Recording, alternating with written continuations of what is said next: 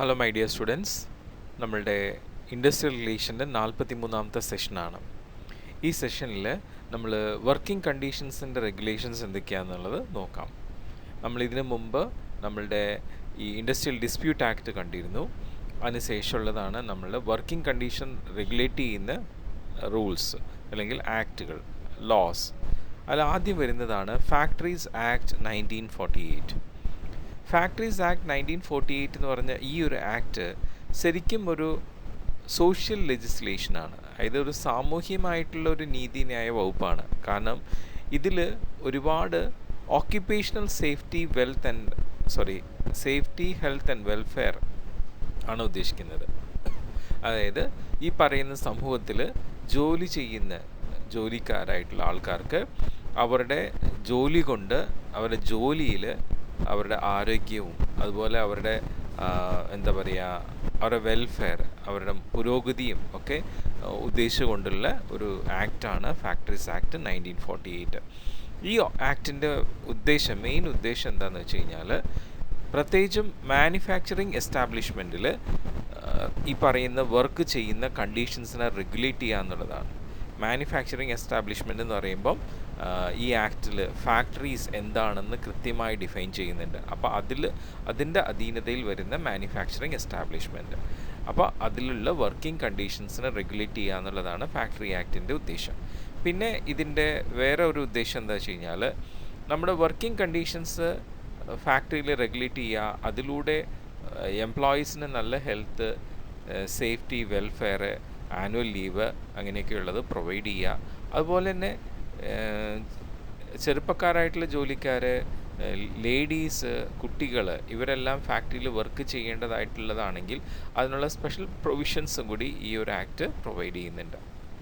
Okay, so factories act 1948 പ്രകാരം working അവർ ഏതൊരു ഇൻഡസ്ട്രിയിലായാലും അവിടെ ഈ ഒരു നിയമം പറയുന്നത് ഇങ്ങനെയാണ്: ഏതൊരു അഡൾട്ടും, ഒരു മെച്യൂർഡ് ആയിട്ടുള്ള അഡൾട്ട് പേഴ്സൺ ജോലി ചെയ്യുമ്പോൾ അവർ ഒരാഴ്ചയിൽ 48 മണിക്കൂറിൽ കൂടുതൽ ജോലി ചെയ്യാൻ പാടില്ലെന്ന് ഈ നിയമം പറയുന്നുണ്ട്. 48 മണിക്കൂർ എന്ന് പറയുമ്പോൾ ഇപ്പോൾ മൺഡേ ടു സാറ്റർഡേ ആണെങ്കിൽ 8 hours പെർ ഡേ അങ്ങനെയാണ്. പിന്നെ വീക്ക്ലി ഒരു ദിവസം ഹോളിഡേ കൊടുത്തിരിക്കണം എന്ന് ഈ നിയമം നിർബന്ധമായിട്ട് പറയുന്നുണ്ട്. അപ്പോൾ അങ്ങനെ ഈ നിയമം വയലേറ്റ് ചെയ്യുന്ന ഓർഗനൈസേഷൻ ആകുമ്പോൾ സ്വാഭാവികമായിട്ട് എംപ്ലോയീസ് ഇത് മനസ്സിലാക്കി കഴിഞ്ഞാൽ അതിന് എഗെയിൻസ്റ്റ് ആയിട്ട് അവർ എന്ത് ചെയ്യും, മൂവ് ചെയ്യും. അതിനുള്ള പ്രൊവിഷൻസ് ഒക്കെ ഉണ്ട്. ഓക്കെ, സോ എല്ലാ ഇൻഡസ്ട്രീസും ഈ പറയുന്ന ഫാക്ടറീസ് ആക്ട് 1948 അനുസരിച്ച് അവരുടെ എംപ്ലോയീസിനെ 48 hours per week, that means Monday to Saturday എന്നുള്ള കണക്കിൽ പെർ ഡേ 8 hours വർക്ക് ചെയ്യിക്കാനേ പാടുള്ളൂ. അതിൽ കൂടുതൽ വർക്ക് ചെയ്യിക്കാൻ പാടില്ലെന്ന് പറയുന്നുണ്ട്. പിന്നെ ഓവർ ടൈം വരുന്നത് എക്സെപ്ഷൻസ് ആണ് വേറെ. ഓക്കെ, ഓവർ ടൈമിന് വേറെ പ്രൊവിഷൻസ് ഉണ്ട്. പിന്നെ അതുപോലെ ഹെൽത്തിൻ്റെ കാര്യം പറയുന്നുണ്ട്. എപ്പോഴും എംപ്ലോയീസിൻ്റെ ഹെൽത്തിനെ പ്രൊട്ടക്റ്റ് ചെയ്യുന്ന രീതിയിലുള്ള സംവിധാനങ്ങൾ നമ്മളുടെ ഇൻഡസ്ട്രിയിൽ, നമ്മുടെ മാനുഫാക്ചറിങ് യൂണിറ്റ്സിൽ ഉണ്ടായിരിക്കണം എന്ന് പറയുന്നത്. അത് മാനുഫാക്ചറിങ് യൂണിറ്റ്സ് മാത്രമല്ല, പൊതുവേ നമ്മൾ വർക്ക് ചെയ്യുന്ന ആ ഒരു പ്ലേസിൽ ഉണ്ടായിരിക്കണം എന്നാണ് പറയുന്നത്. വളരെ ക്ലീൻ ആയിരിക്കണം. അതുപോലെ നെസസറി പ്രിക്കോഷൻസ് അവിടേക്ക് ഉണ്ടായിരിക്കണം. Drainage system, lightning, ventilation, temperature, ഇപ്പോൾ പെട്ടെന്ന് ബിൽഡിങ്ങിന് തീ പിടിക്കുകയാണെങ്കിൽ അതിനുള്ള പ്രിക്കോഷൻസ് അല്ലേ, അതുപോലെയുള്ള ഓരോ കാര്യങ്ങൾ, അലാംസൊക്കെ കാര്യങ്ങളൊക്കെയും വെച്ചിരിക്കുന്നത്. ഹെൽത്തിന് യാതൊരു രീതിയിലും നമ്മളുടെ വർക്കിംഗ് കണ്ടീഷൻസ്, വർക്കിംഗ് പ്ലേസ് ഒരു ബുദ്ധിമുട്ടുണ്ടാവാത്ത രീതിയിലുള്ള എല്ലാ അറേഞ്ച്മെൻറ്റ്സും ഈ ഫാക്ടറി ആക്ട്സ് പറയുന്നുണ്ട്.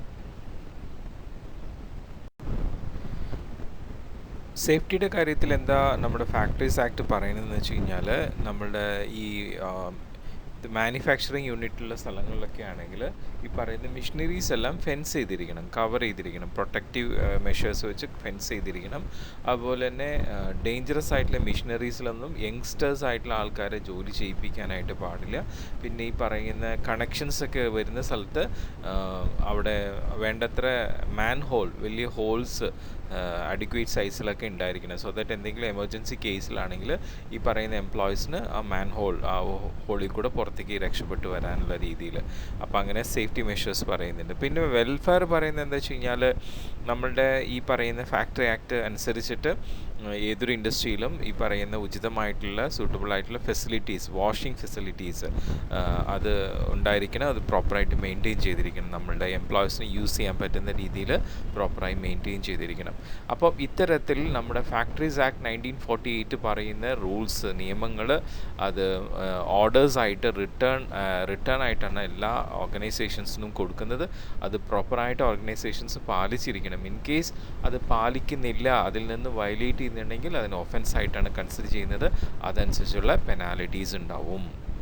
അതായത് ഞാൻ നേരത്തെ പറഞ്ഞത്, ഈ ഫാക്ടറീസ് ആക്ട് അനുസരിച്ച് നമ്മളുടെ എംപ്ലോയീസിന് എന്തെങ്കിലും രീതിയിലുള്ള വെൽഫെയറും കിട്ടുന്നില്ല, ഹെൽത്ത് ആൻഡ് സേഫ്റ്റി മെഷേഴ്സ് ഇല്ലയെന്നുണ്ടെങ്കിൽ അവർക്ക് ഡയറക്റ്റായിട്ട് ലേബർ കോർട്ടിലോ അല്ലെങ്കിൽ ഇൻഡസ്ട്രിയൽ ഓഫീസസിൽ പോയിട്ട് കംപ്ലയിൻറ്റ് കൊടുത്തു കഴിഞ്ഞാൽ അവർ എൻക്വയറിക്ക് വരും. എൻക്വയറിക്ക് വന്ന ശേഷം ഈ പറഞ്ഞ പോലത്തെ ഡിഫോൾട്ട്സ് ഓർഗനൈസേഷനിൽ കണ്ടും മനസ്സിലാക്കി കഴിഞ്ഞാൽ അത് ഒഫൻസായിട്ട് കൺസിഡർ ചെയ്ത് പെനാൽറ്റീസ് ഉണ്ടായിരിക്കും. അതൊരു ബ്ലാക്ക് മാർക്കാണ് ശരിക്കും ഓർഗനൈസേഷൻസിന്. അപ്പോൾ അതുകൊണ്ട് കഴിവതും ഓർഗനൈസേഷൻസ് അത്തരത്തിലുള്ള വിട്ടുവീഴ്ചകൾക്കൊന്നും തയ്യാറാകാതെ ഫാക്ടറീസ് ആക്ട് പറയുന്നതനുസരിച്ചുള്ള കാര്യങ്ങൾ ചെയ്യും. ഇനി ഈ ഫാക്ടറീസ് ആക്ട് അപ്ലൈ ചെയ്യേണ്ട ഓർഗനൈസേഷൻസ് ഏതൊക്കെയാണ്, അതാണ് നമ്മൾ മനസ്സിലാക്കേണ്ടത്. അതായത് ഒരു കൊല്ലത്തിൻ്റെ ഉള്ളിൽ 12 മന്തിൻ്റെ ഉള്ളിൽ ഒരു വർക്കിംഗ് ഡേയിൽ, അങ്ങനെയാണ് കണക്ക്, ഒരു കൊല്ലത്തിൻ്റെ ഉള്ളിൽ 12 മന്ത്സിൻ്റെ ഉള്ളിൽ ഒരു വർക്കിംഗ് ഡേയിൽ 10 അതിൽ കൂടുതലോ എംപ്ലോയീസ് ഉള്ള ഒരു ഫാക്ടറി. ഓക്കെ, അവിടെ മാനുഫാക്ചറിങ് പ്രോസസ്സ് നമ്മുടെ പവർ യൂസ് ചെയ്തിട്ടാണ് ക്യാരി ചെയ്യുന്നുണ്ടെങ്കിൽ തീർച്ചയായിട്ടും അത്തരത്തിലുള്ള ഓർഗനൈസേഷൻസ് ഫാക്ടറി ആക്ട് പാലിച്ചിരിക്കണം. ഓക്കെ, പിന്നെ ഒരു ഓപ്ഷൻ പറയുന്നത് 20 അതിൽ കൂടുതലോ ജോലിക്കാർ ഒരു കൊല്ലത്തിൻ്റെ ഉള്ളിൽ ഒരു വർക്കിംഗ് ഡേയിൽ ഒരു ഓർഗനൈസേഷനിൽ വർക്ക് ചെയ്യുകയും അവരുടെ മാനുഫാക്ചറിങ് പ്രോസസ്സ് പവർ ഉപയോഗിക്കാതെ ഉള്ളതാണെങ്കിൽ അവരും എന്ത് ചെയ്യണം, ഈ ഫാക്ടറീസ് ആക്ട് ഫോളോ ചെയ്തിരിക്കണം. അപ്പോൾ 2 ക്ലോസാണ് പറയുന്നത്. അതായത് ഒരു കൊല്ലത്തിൻ്റെ ഉള്ളിൽ ഒരു വർക്കിംഗ് ഡേയിൽ 10 അതിൽ കൂടുതലോ എംപ്ലോയീസ് ഉള്ള ഒരു ഓർഗനൈസേഷനും അവിടെ മാനുഫാക്ചറിങ് പ്രോസസ്സ് നമ്മളുടെ പവർ ഉപയോഗിച്ചിട്ട്, ഇലക്ട്രിസിറ്റി പവർ ഉപയോഗിച്ചിട്ട് നമ്മൾ മാനുഫാക്ചറിങ് പ്രോസസ്സ് ചെയ്യുന്ന ഓർഗനൈസേഷൻസും ഒരു കൊല്ലത്തിനുള്ളിൽ, ദാറ്റ് ഈസ് 12 മാസത്തിൻ്റെ ഉള്ളിൽ ഒരു വർക്കിംഗ് ഡേയിൽ 20 അതിൽ കൂടുതലോ ജോലി ചെയ്യുന്ന എംപ്ലോയീസും അതിൽ മാനുഫാക്ചറിങ് പ്രോസസ്സ് പവർ ഉപയോഗിക്കാതെ ചെയ്യുന്ന ഓർഗനൈസേഷൻസ് അവരും എന്ത് ചെയ്യണം, ഫാക്ടറീസ് ആക്ട് 1948 ഫോളോ ചെയ്യണം. ഇവിടെ ഒരു ദിവസം 10 അതിൽ കൂടുതലോ അല്ലെങ്കിൽ ഒരു ദിവസം 20 അതിൽ കൂടുതലോ എന്ന് പറയാൻ കാരണം വെച്ച് കഴിഞ്ഞാൽ അത് ഈ നിയമത്തിലുള്ളൊരു ക്ലോസ് അങ്ങനെയാണ്. അതായത് അപ്പോൾ നമ്മൾ വിചാരിക്കും, അതെന്താ ഒരു ദിവസം 10 അതിൽ കൂടുതൽ, അപ്പോൾ അതിൽ അല്ല ആൾക്കാർ ആ ഒരു ദിവസം മാത്രമേ ഉള്ളൂ. അങ്ങനെയല്ല. അതായത് ഇപ്പോൾ ലൈക്ക് ഒരു ഓർഗനൈസേഷനിൽ 8 പേര് ജോലി ചെയ്യണുള്ളൂ, സ്ഥിരം ജോലിക്കാർ 8 പേരേ ഉള്ളൂ. ഓക്കെ, അപ്പോൾ എന്താ വെച്ച് കഴിഞ്ഞാൽ ഇപ്പോൾ ആ ഓർഗനൈസേഷൻ്റെ ഉള്ളിൽ ചെറിയ മരാമത്ത് പണികൾക്ക് വേണ്ടിയിട്ട് പുറത്തുനിന്ന് ഒരു 3 പേര് വന്നു എന്ന് വിചാരിക്കുക. ഒരു പ്ലംബറും 2 ഇലക്ട്രീഷ്യൻസും വന്ന് അവർ ജോലി ചെയ്യാണ്. അപ്പോൾ ഒരു ദിവസം സാധാരണ ദിവസങ്ങൾ 8 പേരേ ഉള്ളൂ. ഒരു ദിവസം നോക്കിയപ്പോൾ എന്തായി, 11 പേരായി. ഓക്കെ, സോ ആ പുറത്തുനിന്ന് വന്ന അവരും ആ ഒരു ടൈമിന് അവിടുത്തെ ഓർഗനൈസേഷൻ ജോലിക്കാരായിട്ടാണ് കൺസിഡർ ചെയ്യുന്നത്. കാരണം ഒരു ദിവസം ചിലപ്പോൾ മുഴുവനായിട്ട് അവർ ജോലി ചെയ്യുന്നുണ്ടാവും. അപ്പോൾ അങ്ങനെ വരുമ്പോൾ അവരും ആ ഓർഗനൈസേഷൻ്റെ എംപ്ലോയി ആയിട്ട് തന്നെ കൺസിഡർ ചെയ്യുന്നത്. ആ ഒരു ദിവസം അവർ ജോലി ചെയ്യുന്ന ആ ഓർഗനൈസേഷനിൽ നിന്ന് കൂലി അവർക്ക് കിട്ടുന്നുമുണ്ട്. അപ്പോൾ അതാണ് കണക്ക്. ഓക്കെ, സോ അതാണ് ഇവിടുത്തെ കണ്ടീഷൻസ് പറയുന്നത്. അപ്പോൾ ആ രീതിയിലൊക്കെ നമ്മുടെ ഫാക്ടറീസ് ആക്ട് 1948 വളരെ നമ്മളുടെ എംപ്ലോയീസിന് ഉപകാരപ്രദമായിട്ടുള്ളൊരു സംവിധാനമാണ്. അതിൻ്റെ ഒബ്ജക്റ്റീവും ലക്ഷ്യമൊക്കെ എങ്ങനെയാണെന്ന് വെച്ച് കഴിഞ്ഞാൽ നമ്മളുടെ വർക്കേഴ്സിൻ്റെ താല്പര്യങ്ങൾ സേഫ് ഗാർഡ് ചെയ്യുക, അവരെ ചൂഷണം ചെയ്യാതിരിക്കുക, അവരുടെ സേഫ്റ്റി, ഹൈജീൻ, വെൽഫെയറൊക്കെയും ശ്രദ്ധിക്കുക എന്നുള്ളതാണ് ഈ ഫാക്ടറി ആക്ട് തരുന്ന കാര്യങ്ങൾ. അപ്പം ഇത് ഈ ഫാക്ടറി ആക്ട് ഇങ്ങനെ നമ്മളുടെ ഫാക്ടറിയുടെ ഉടമസ്ഥന് ഒരുപാട് ബാധ്യതയും ഡ്യൂട്ടീസ് ആൻഡ് റെസ്പോൺസിബിലിറ്റീസ് ഈ രീതിയിൽ പ്രൊവൈഡ് ചെയ്യുന്നുണ്ട്. അത് ഫാക്ടറി മാനേജർക്കും ആ രീതിയിൽ നമ്മുടെ ഫാക്ടറി ആക്ട് കുറേയധികം റെസ്പോൺസിബിലിറ്റീസ്, ഡ്യൂട്ടീസ് ആൻഡ് ഒബ്ലിഗേഷൻസ്, ബാധ്യതകളും കൊടുക്കുന്നുണ്ട്. പ്രോപ്പറായിട്ട് വർക്കിംഗ് കണ്ടീഷൻസൊക്കെ മെയിൻറ്റെയിൻ ചെയ്യാനും ഇംപ്ലിമെൻറ്റ് ചെയ്യാനും. ഓക്കെ, സോ ഈ ഒരു ആക്ടിന് അനുസരിച്ച് നമുക്ക് വളരെ റെലവൻ്റ് ആയിട്ടുള്ള പ്രൊവിഷൻസ് എന്തൊക്കെയാണ്? അതിൽ ആനുവൽ ലീവിൻ്റെ കാര്യങ്ങളാണ് പറയുന്നത്. ആനുവൽ ലീവ് വിത്ത് വേജസ്. ഇതെന്താ ഈ ഒരു നിയമം പറയണമെന്ന് വെച്ച് കഴിഞ്ഞാൽ, ഒരു ഓർഗനൈസേഷൻ അത് ഏതും ആയിക്കോട്ടെ, ഒരു വർഷത്തിൻ്റെ ഉള്ളിൽ 240 ദിവസം ഒരു എംപ്ലോയി ആ ഓർഗനൈസേഷനിൽ വർക്ക് ചെയ്തിട്ടുണ്ടെങ്കിൽ തീർച്ചയായിട്ടും അയാൾക്ക് ആനുവൽ ലീവ് പ്രൊവിഷൻ ഉണ്ട്. അപ്പോൾ 240 ദിവസം എന്ന് പറയുമ്പോൾ ഒരു മാസം 24 ദിവസം എന്നുള്ള രീതിയിൽ കണക്ക്. ഓക്കെ, അപ്പോൾ അത് ഒരു കൊല്ലത്തിനുള്ള പബ്ലിക് ഹോളിഡേയ്സ് അതൊന്നും ഇവിടെ കണക്ക് വരില്ല. പബ്ലിക് ഹോളിഡേയ്സ് കണക്കിപ്പെടാതെ ഉള്ള 240 ദിവസം ജോലി ചെയ്ത് കഴിഞ്ഞാൽ അവർക്ക് ആനുവൽ ലീവ് പ്രൊവൈഡ് ചെയ്യണം. ഈ ആനുവൽ ലീവ് എങ്ങനെയാണെന്ന് വെച്ച് കഴിഞ്ഞാൽ ഓരോ 20 ദിവസത്തിനും ഒരു ദിവസം എന്നുള്ള രീതിയിലാണ്. അപ്പോൾ 240 ദിവസം ജോലി ചെയ്തിട്ടുണ്ടെങ്കിൽ അയാൾക്ക് 12 ദിവസം ആനുവൽ ലീവാണ് കിട്ടുന്നത്. ഓക്കെ, വിത്ത് പേ. ഓക്കെ, അത് ഒരു ദിവസത്തെ റേറ്റ് വെച്ചിട്ട് ഒരു വൺ ഡേ അയാളുടെ റേറ്റ് ഓഫ് പേയ്മെൻറ്റ് എത്രയാണ് അത് വെച്ചിട്ട് 12 ദിവസത്തെ പേയ്മെൻറ്റ് അയാൾക്ക് കൊടുത്ത് ലീവും കൊടുത്തിരിക്കണം. ഇനി അത് അഡൽട്ട്സിൻ്റെ കേസിൽ കുട്ടികൾ, പക്ഷേ ഇപ്പോൾ കുട്ടികളെ പ്രൊവിഷൻസ് ഇല്ല. പക്ഷേ എങ്കിലും പണ്ട് കുട്ടികളുടെ ഇതിൽ ചെറുതായിട്ട് അലോ ചെയ്തിരുന്നു. അപ്പോൾ അവർക്ക് എങ്ങനെയാണെന്ന് വെച്ച് കഴിഞ്ഞാൽ ഓരോ 15 ദിവസത്തിനും ഒരു ദിവസം എന്നുള്ള രീതിയിൽ. അപ്പോൾ 240 ദിവസം ജോലി ചെയ്തിട്ടുണ്ടെങ്കിൽ 16 ദിവസം. ഓക്കെ, സോ ആ രീതിയിൽ. പിന്നെ ഇപ്പം ഒരു എംപ്ലോയി അയാളുടെ 240 ദിവസം കംപ്ലീറ്റ് ചെയ്യുന്നതിന് മുമ്പായിട്ട് അയാളെ ജോലിയിൽ നിന്ന് പിരിച്ചുവിടുകയോ ഡിസ്മിസ് ചെയ്യുകയോ ചെയ്യുകയാണെങ്കിലും അവർക്കും എന്താണ് ഈ പറയുന്ന ആനുവൽ ലീവിൻ്റെ വേജസ് കൊടുത്തിരിക്കണം എന്നുള്ള പ്രൊവിഷനുണ്ട്.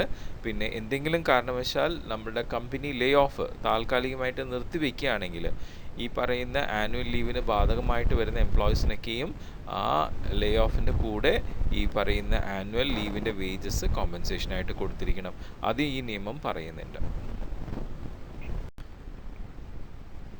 അതുപോലെ ആനുവൽ ലീവിൽ നമ്മളുടെ ലേഡീസിന് മെറ്റേണിറ്റി ലീവിൻ്റെ കാര്യം കൂടി പറയുന്നുണ്ട്. അവർക്ക് 12 വീക്സിൽ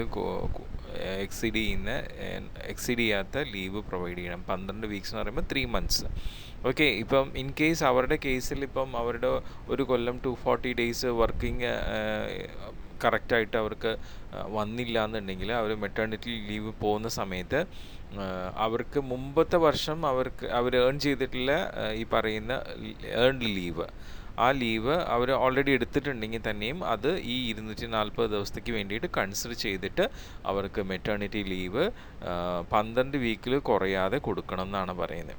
ഓക്കെ, സോ അതൊക്കെയാണ് ആനുവൽ ലീവിന് ഫാക്ടറി ആക്ട് പറയുന്ന കാര്യങ്ങൾ, ക്ലോസുകൾ. ഇനി സേഫ്റ്റി നമ്മൾ നേരത്തെ പറഞ്ഞ പോലെ തന്നെ മിഷനറീസ് എല്ലാം കമ്പൽസറി ഫെൻസിങ് ഉണ്ടായിരിക്കണം. അതുപോലെ ഒരു വ്യക്തിയും ഒരു എംപ്ലോയീസും ഫാക്ടറിയിൽ അയാൾക്ക് താങ്ങാൻ പറ്റാത്ത രീതിയിൽ ഹെവി ആയിട്ടുള്ള ഒന്നും, അയാൾക്ക് ഇഞ്ചുറി വരുത്തുന്ന രീതിയിൽ ഹെവി ആയിട്ടുള്ള ഒന്നും ലോഡ് ചെയ്യാനോ മൂവ് ചെയ്യാനോ ക്യാരി ചെയ്യാനോ ഈ നിയമം അനുവദിക്കുന്നില്ല.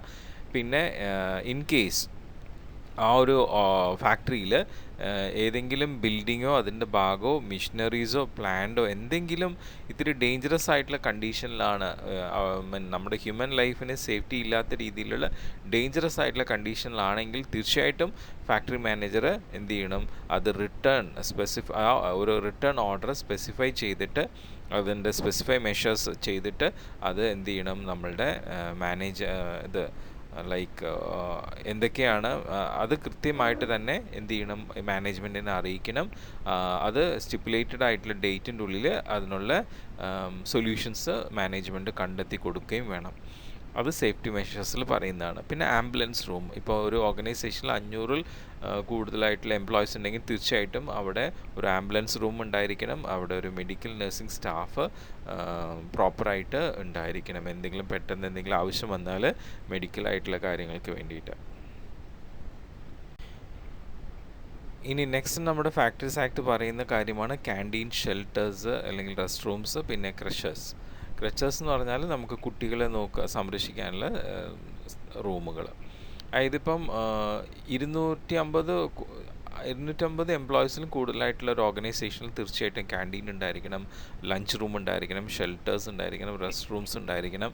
അതുപോലെ 150 വർക്കേഴ്സിലും കൂടുതലാണെങ്കിൽ ഈ പറയുന്ന റെസ്റ്റ് റൂംസും ഷെൽട്ടേഴ്സും എല്ലാം ഉണ്ടായിരിക്കണം. പിന്നെ എല്ലാ ഫാക്ടറീസിലും 30 കൂടുതലായിട്ടുള്ള വിമൻ വർക്ക് ചെയ്യുന്നുണ്ടെങ്കിൽ അവർക്ക് വേണ്ടിയിട്ടുള്ള റൂമോ അല്ലെങ്കിൽ റൂംസ്, കുട്ടികളെ കെയർ ചെയ്യാൻ പറ്റിയിട്ടുള്ള റൂംസ്, കുട്ടികൾ എന്ന് പറയുമ്പോൾ 6 വയസ്സിന് താഴെയുള്ള കുട്ടികളെ കെയർ ചെയ്യാവുന്ന റൂംസും വേണം. പിന്നെ വെൽഫെയർ ഓഫീസേഴ്സ്, 500-ൽ കൂടുതലായിട്ടുള്ള എംപ്ലോയീസ് ഉള്ള ഒരു ഓർഗനൈസേഷനിൽ തീർച്ചയായിട്ടും വെൽഫെയർ ഓഫീസേഴ്സിനെ അവിടെ നിയമിച്ചിരിക്കണം. അപ്പോൾ ഇതൊക്കെയാണ് നമ്മളുടെ ഫാക്ടറീസ് ആക്ട് പറയുന്ന നിയമവശങ്ങൾ, നമ്മളുടെ എംപ്ലോയീസിൻ്റെ വെൽഫെയറും സേഫ്റ്റി ഹെൽത്തിന് വേണ്ടിയിട്ട്.